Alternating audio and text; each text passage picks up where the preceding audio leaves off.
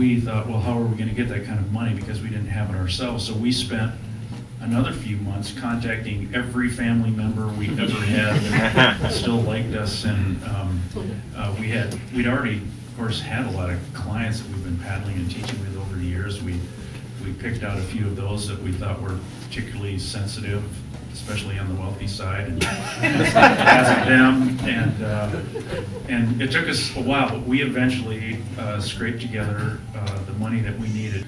So I will never forget the day that the representative from Impact 7, or the meeting, he walked into our kitchen, which was the rental unit of what is now Living Adventure and what is now an office there. We've developed into, and he sat down, and we were like, oh, this doesn't look too good. And he said, well, we can't loan you $50,000.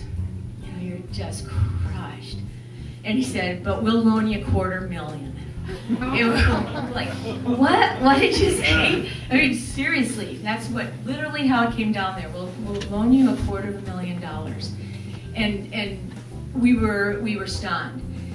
Basically, the reason was, with a lending institute like Impact 7, they had needs to get their money to pour money into the projects around Red Cliff, basically, and all over the state. So serendipitously, they had a need to loan a company, a startup like us, in an economically depressed area like Red Cliff.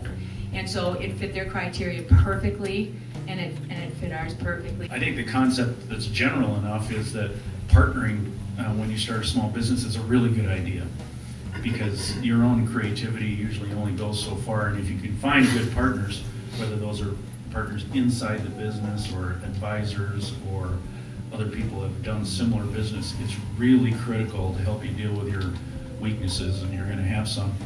We certainly did. Really ask yourself that question: am I the right kind of person to run a small business? Ton of work. You have to be super committed.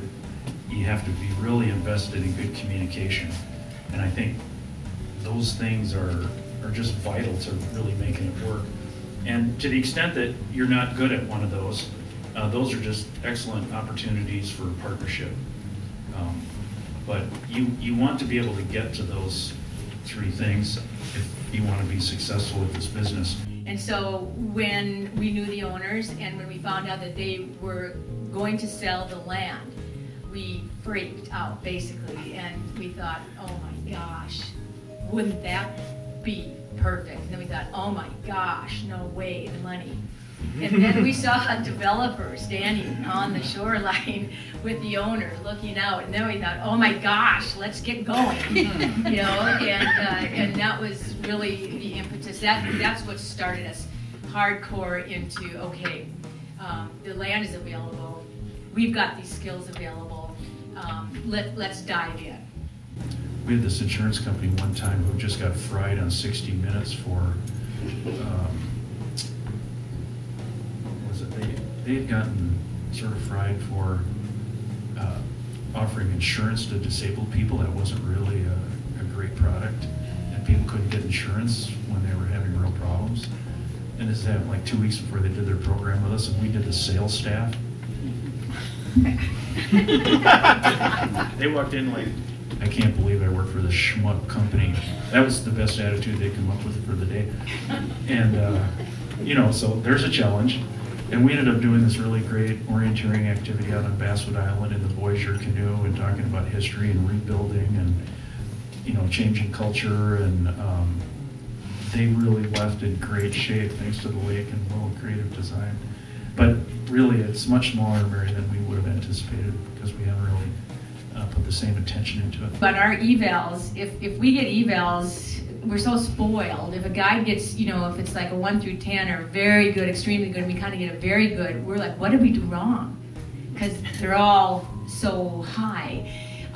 People, we hear oftentimes, I think people coming from a lot of urban areas are surprised to be treated so courteously. We find that because we've got it going, so people pull in, they're met by the boathouse field operation people, they're escorted to a parking place, down to the office, all the way through. And then, so it's like up fronting insurance. They're already expecting a good time. Then you take them out on Lake Superior with very knowledgeable guides who are impassioned about what they do, genuinely so.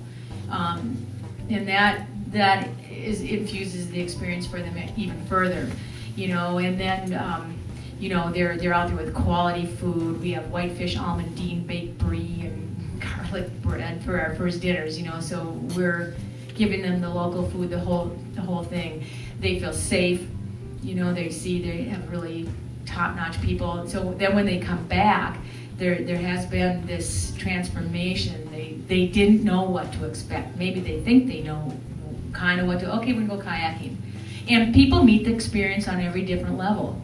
You know, some people just want to come and have fun and recreate, and that's all they need in life, and that's great.